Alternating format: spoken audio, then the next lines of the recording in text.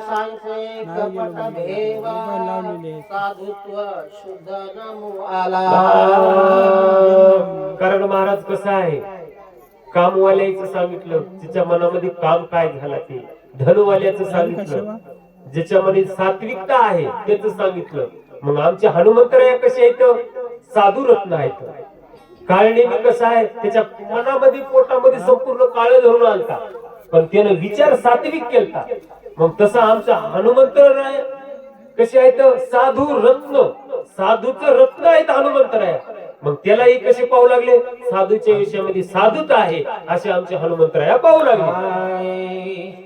दिव्याश्रम मनोराम देखो नेम होता नमन करे प्लंगमा अतिश प्रेम हरी रंगे. हनुमंतरायानं आश्रम पाहिला, दिव्य आश्रम दिसला, साधूचा आश्रम, संताचा आश्रम. लांबूनच हनुमंतरायाला करमलं त्या आश्रमामध्ये.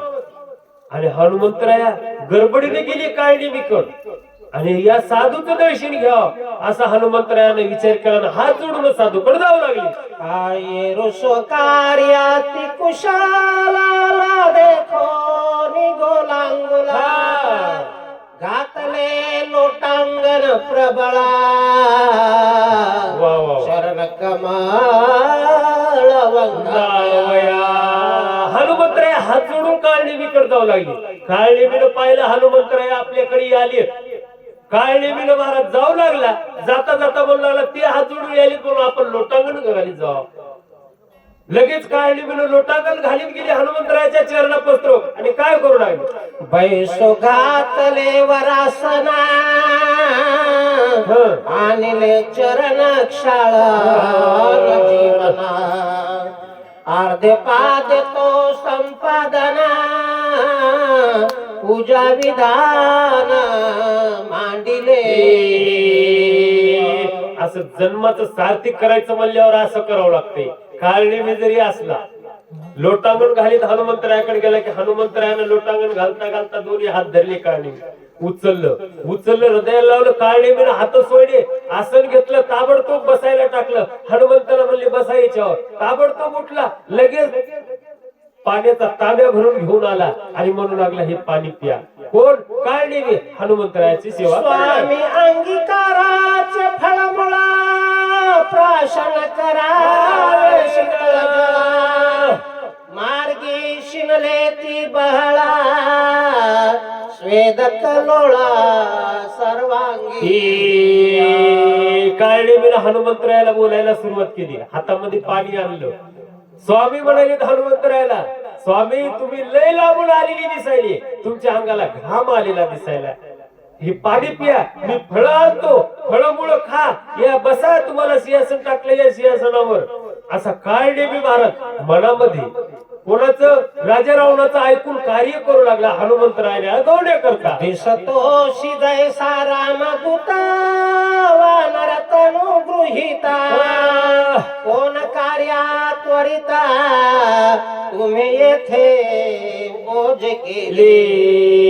काळनेमीने बोलायला सुरुवात केली. गोड मधुर शब्दामध्ये हनुमंतरायाला बोलू लागले, तुम्ही राम सेवक दिसायले आणि रामचंद्र प्रभूचं कार्य करण्याकरता तुम्ही आलेली दिसायले, जात आहात तुम्ही ते कार्य करण्याकरता.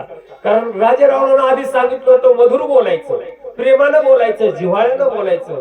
कारण रामचंद्र प्रभूचे भक्त जिव्हाळ्यानं बोलल्यावर, प्रेमानं बोलल्यावर त्याला समाधान वाटते. भगवंताचं चरित्र सांगितलं कसं सांगू द्या, हो वाकडं तिकडं कसंही सांगू द्या, ती गोड लागते. त्याला हनुमंताला गोड लागते. एका पायावर उभं राहून हनुमंतराय ऐकतो असं राजा रावणानं सांगितलं होतं. आणि तसेच मधुर शब्द काळनेमी हनुमंतरायाला बोलू लागला. म्हणाल तू काय जानशी मग भेटी झाली बहुता ऋषीशी सांगितले चिन्हाशी ऐक तुझ पाशी सांगे ना. काळनेमी किती वर्षाचा ऋषी असल्यासारखा बोलू लागला. कारण 10,000 5,000 वर्षाचा ऋषीनं आश्रम केलेला आहे असं बोलू लागला. हनुमंतरायाला म्हणू लागला, तू म्हणशील की तुम्हाला काय माहित, तुम्ही तर लई लांब आहात, रामचंद्र प्रभू कोठे राहिले आणि हे आश्रम तुमचा कोठे राहिला.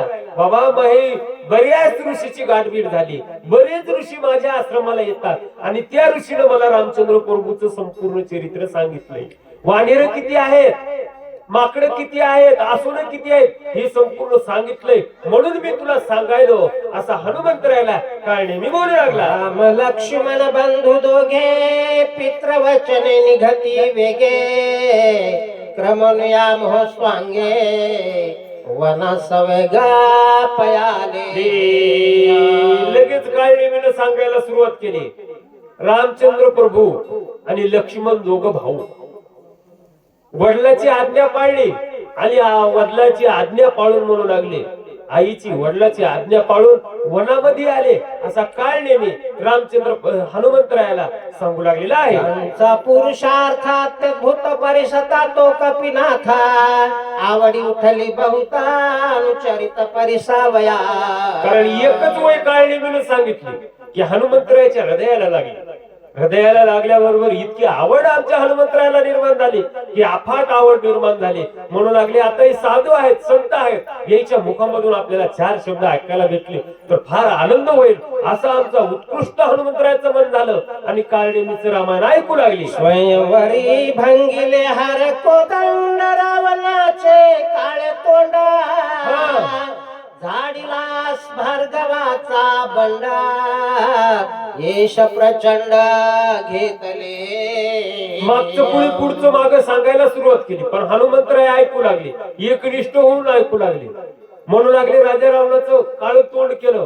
रामचंद्र प्रभूनं धनुष्य उचललं, राजा रावणाच्या बोकांडीवर पडलं. रामचंद्र